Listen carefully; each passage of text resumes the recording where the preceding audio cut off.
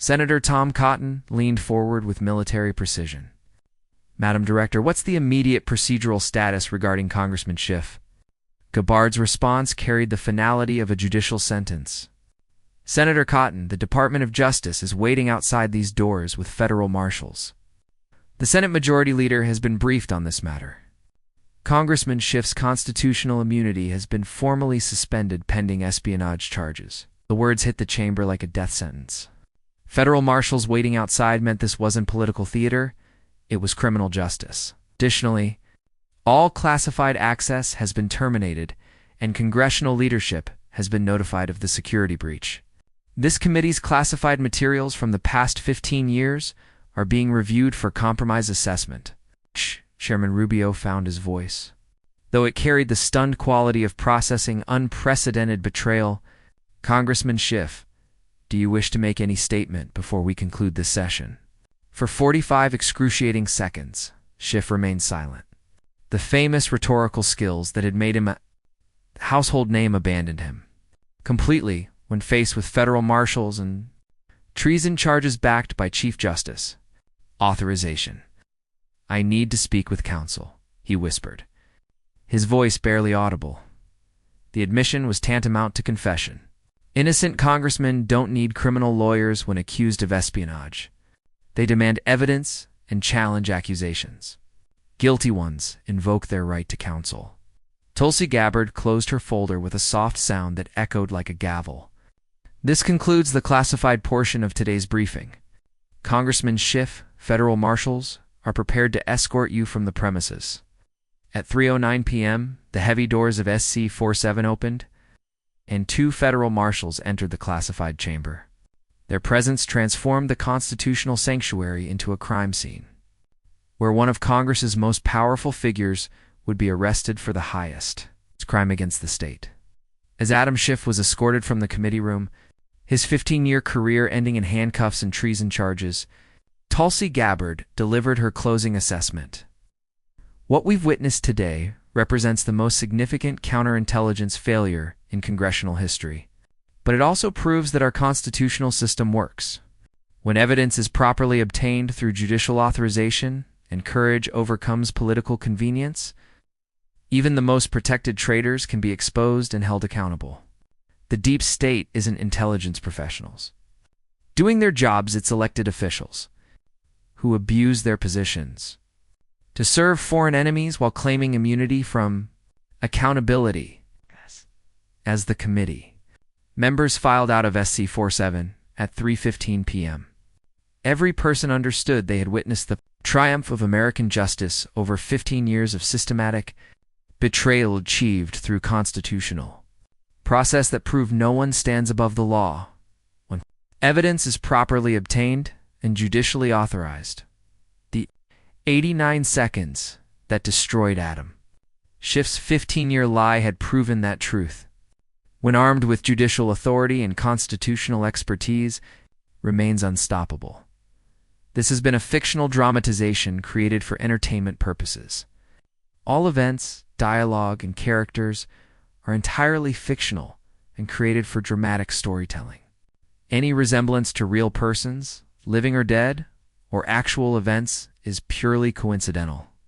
This content is not intended to defame any individual and should not be considered factual reporting. All government agencies, procedures, classified materials, and legal proceedings reference are fictional dramatic elements designed for entertainment value only. This dramatization explores themes of accountability and justice in American democracy through fictional scenarios. At exactly 2:52 p.m., Tulsi Gabbard opened a manila folder marked with classification stamps that would end Adam Schiff's career forever. "Before we proceed to standard threat assessments, I need to address a matter involving unauthorized disclosure of classified intelligence to foreign entities." The chamber fell into electric silence.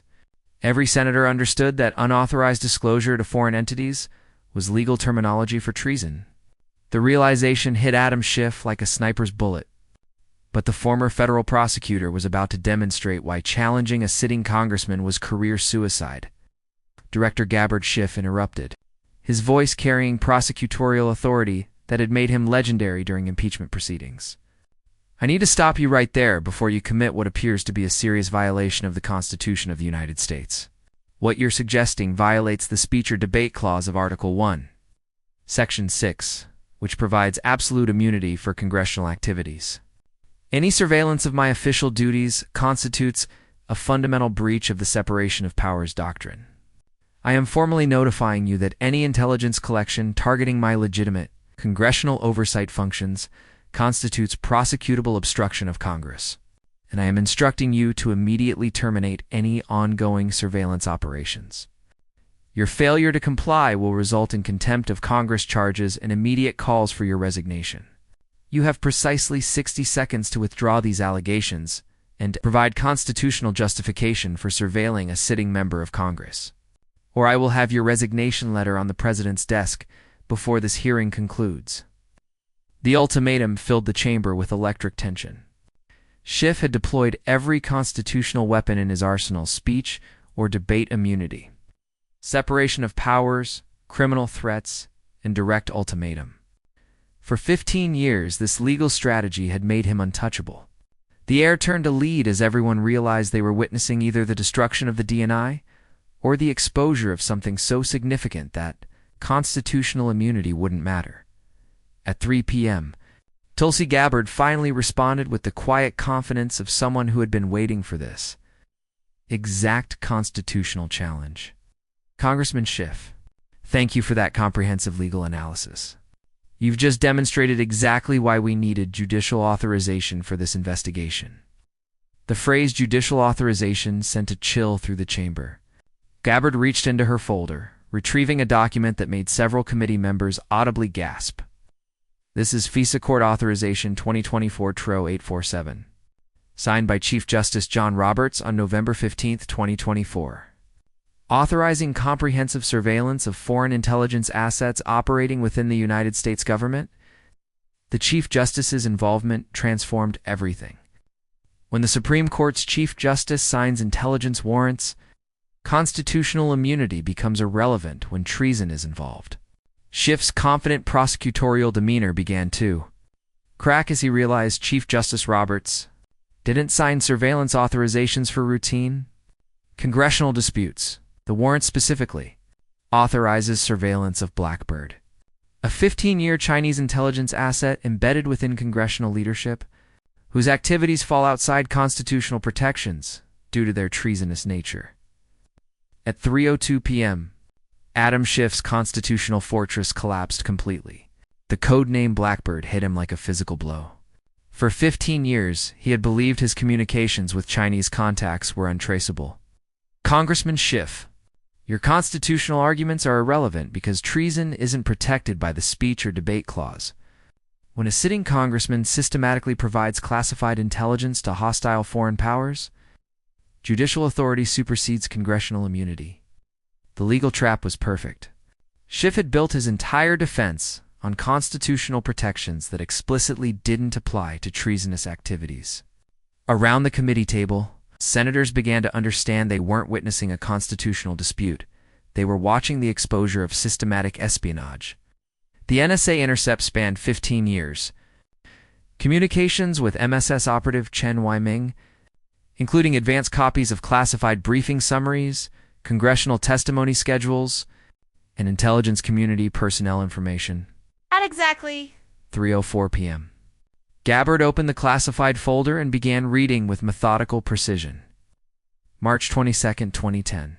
Blackbird provides advanced copy of CIA briefing on Chinese cyber capabilities. September 15, 2015. Blackbird shares classified NSA's assessment of Chinese intelligence penetration. October 31, 2024. Blackbird provides personnel files of CIA officers operating under diplomatic cover in Beijing. The silence in the chamber was absolute. Every senator understood they weren't just witnessing the exposure of one traitor. They were learning that their most trusted intelligence committee had been systematically compromised for over a decade. In just 89 seconds, a 15-year web of lies was about to collapse under the methodical precision of America's most dangerous intelligence officer. Adam Schiff didn't expect the classified folder. Tulsi Gabbard never anticipated his complete psychological meltdown. Cameras captured every trembling denial as Congress watched a traitor exposed in real time. What did the Director of National Intelligence reveal about Schiff's secret communications that made the California Democrats faced drain of all color before the most classified committee in American government? January 23, 2025, 2:47 p.m. Room SC-47 of the Hart Senate Office Building buzzed with electric tension as senators shuffled top-secret folders, unaware they were about to witness the political execution of one of their own colleagues. Director of National Intelligence Tulsi Gabbard entered the chamber like a strategist who had just uncovered the crime of the century. Behind steel-framed glasses, her eyes burned with focused intensity of someone who had discovered evidence so damning it would reshape American politics forever. What made this moment historically significant wasn't just the classified nature of Gabbard's evidence. It was the target. Congressman Adam Schiff, the 64-year-old California Democrat, who had built his entire political career on being the intelligence community's most trusted voice, was about to be exposed as America's most dangerous security risk. At exactly 2:47 p.m., Schiff walked into the chamber believing his intelligence background made him untouchable.